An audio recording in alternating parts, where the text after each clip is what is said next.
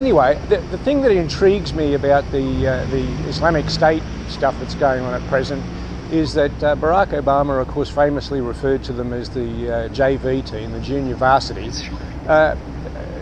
Would you agree that he kind of underestimated the threat? Well, he was handed that note. Someone told him. The president has a very full day, as you could imagine. Yes. And someone told them that they're JV.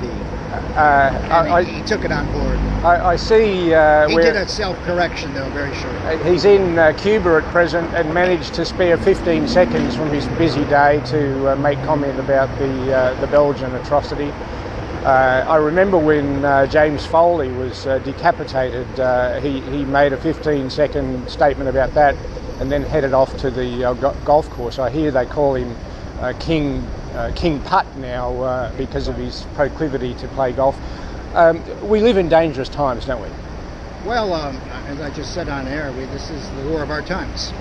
I was in Morocco in April last year, and it was comforting to see the trios of armed security people walking around the streets in Casablanca and other places. I was in Phnom Penh in November, and it was nice to see all these machine guns out in the lobby. Indeed. They were a little scary looking, but it was very reassuring. I remember being in Spain 40 years ago, and the police officers in those days were heavily armed. I guess it was the Basque separatists or something that might have... Look, you and I are old enough to remember Black September blowing up planes on tarmacs. Absolutely. And in fact, the only time terrorism stopped is when the Nazis were in power, because they'd taken over Interpol.